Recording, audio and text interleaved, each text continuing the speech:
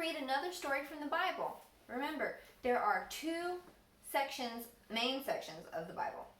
The first part is the Old Testament.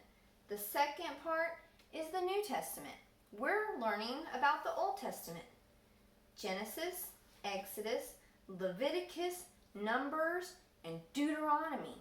Talks about how God started. He made the earth by talking.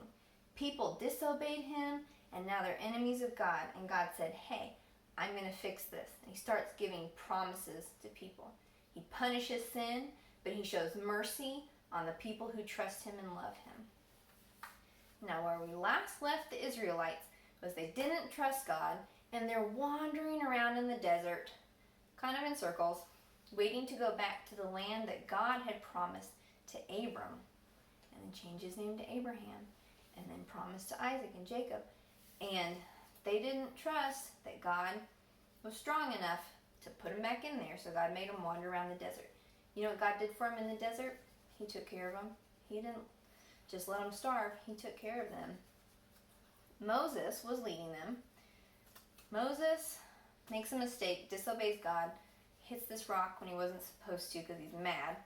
And God says, you are not going to be able to see the promised land. And that's so sad. But now, our story is from Joshua. Genesis, Exodus, Leviticus, Numbers, Deuteronomy, Joshua. Check out all of that. Let's see what happens to this city that is falling down. Look at the city's crumbling. All right. So, to recap, the people of Israel are wandering around in the desert, but they're ready to go into the land that God promised a long time ago. When Moses died, Joshua became the leader of the Israelites.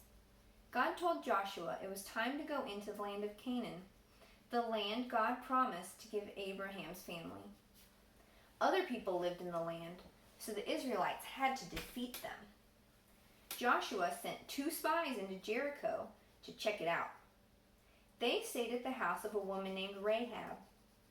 The king of Jericho heard the spies were with Rahab, so Rahab hid the men on her roof to keep them safe. Rahab had heard what God did to Pharaoh, and she believed in God. She wanted to help his people. The spies promised to keep Rahab and her family safe when the Israelites came into the city. Rahab tied a bright red rope in her window so the Israelites would know which house she lived in. Then the spies left Jericho. Now the Israelites traveled toward the Jordan River, which separated them from the Promised Land. They camped next to the wide, deep river. God gave instructions to Joshua with all the other leaders.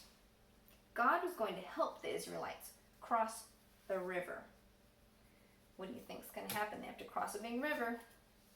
The people got ready to cross. The priests carried the Ark of the Covenant to the edge of the water. Joshua said, God is with us.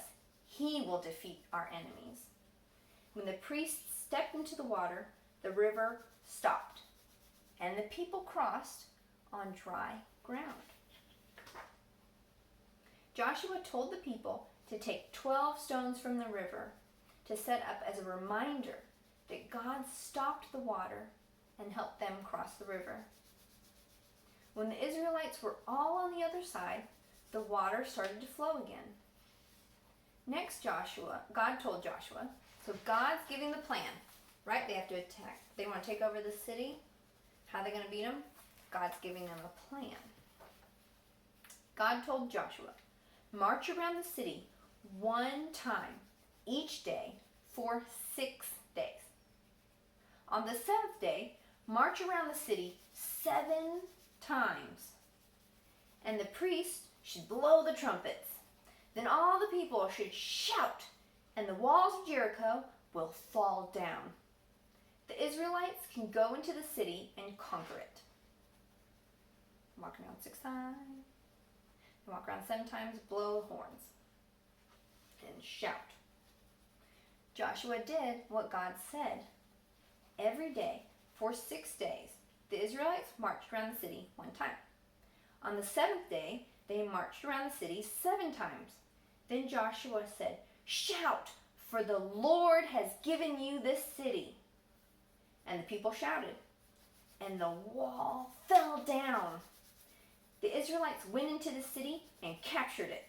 They destroyed everything except for Rahab, who was safe, and her family. All right, pause the video and talk about what happened in the story. It starts when Moses died and they come up to the city of Jericho. How are we going to get into the promised land? What happened? All right, are you ready for the questions? You can pause after each one to answer the question. I love this question. Who really won the battle of Jericho? How does Jesus win battles for us today? What was our biggest battle? Let's find out in the Christ connection. God fought for his people and led them into the promised land. The Lord defeated Jericho for the Israelites, just like Jesus defeats his enemies and leads believers into the promised land of eternity, like heaven.